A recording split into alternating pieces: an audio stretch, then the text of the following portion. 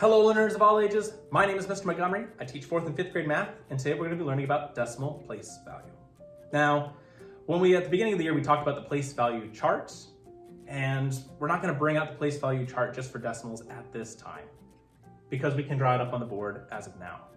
But we have our ones place, our tenths place, there we go, and hundredths place. And so we have our decimal point here. Anything that is on this side of the decimal point has a THS at the end. So we have tenths, hundredths. Next one would be with 3 zeros, would be thousandths. But we're not worrying about thousandths this year. That's next year in 5th grade. But we're going to take a look at what the place value is in every single spot and why does it work the way it does. So I have an 8. We're going to be focusing on the digit 8 here, here, and here. They're all in different place values. So I have an 8 in the ones place. Well, that's essentially saying 8 times 1. 8 in the ones place. What's the value of that 8? Well, what is 8 times 1? It's 8. So the value of this 8 is 8 because it's 8 in the ones place. Now if I look at this 8, it's an 8 in the tenths place. So I'm going to multiply that times 1/10. We worked on this before. So in order for us to multiply anything with fractions, we have to have a fraction times a fraction. And to change a whole number to a fraction, we have to put it over 1. All right, now I can multiply straight across. I have 8 times 1, well, that's 8, and 1 times 10 is 10. So 8 in the tenths spot has a value of 8 tenths. And that does have a value of 8 tenths. And similarity, I have an 8 in the hundredths place. What's the value of that 8? Well, that's essentially saying 8 times 1/100th. And we put that 8 over 1 because in order to multiply a fraction times a fraction, in order to multiply fractions, we have to have a fraction times a fraction. So put the 8 over 1. 8 times 1 is 8, and 1 times 100 is 100. So an 8 in the hundredths place has a value of 8 hundredths. Something else, 4th graders, that you might see is a number that's written in standard form that they want written in expanded form. Expanded form, again, is taking each little place value as like a piece of a puzzle and deconstructing the puzzle. So what I'm going to do is I'm going to be taking my number and transferring it up to here, first lining up where my decimal point is, and I have 68 behind the decimal point and 74 in front of the decimal point. I'm going to erase this number for now. Now I have 74 and 68. What's the last place value? Hundredths, yeah. So 74 and 68 hundredths. Well, that 7 is in the tens place. So 7 times 10 is what? 70. I'm going to put plus.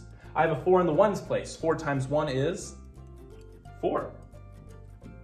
Plus. I have a 6 in the tenths place. That's basically saying 6 times 1/10. I'm going to put that over 1. 6 times 1 is 6, and 1 times 10 is 10. That'd be 6 tenths. So I could put it as a fraction, or I'm going to put it as a decimal this time. I have 0 in my whole number, and 1 place after the decimal place for 6 tenths. Now I'm going to be adding 8 hundredths.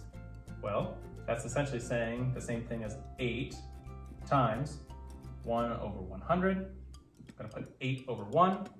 8 times 1 is 8. 1 times 100 is 100. And if I wanted to convert this back over to a decimal place, I have 2 zeros in my denominator place. That means that I have 0 in my whole number and 2 zeros behind the decimal place. 8 is my singular digit. I know it has to be last, and a 0 fills in that missing spot. 0 and 8. Ooh, try that again. 8 hundredths.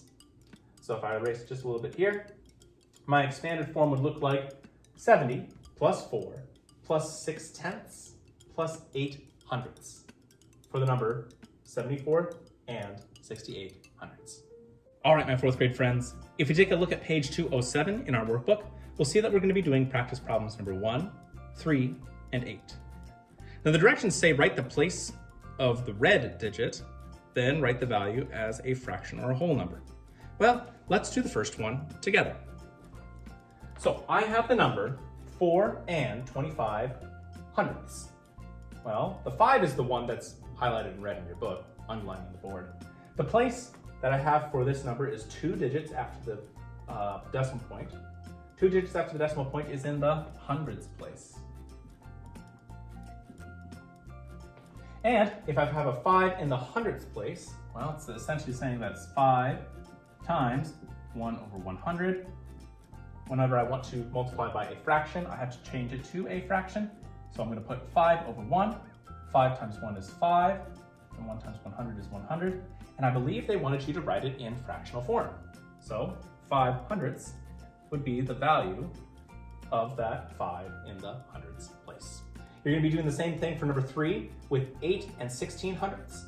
And for number 8, 10 and 62 hundredths.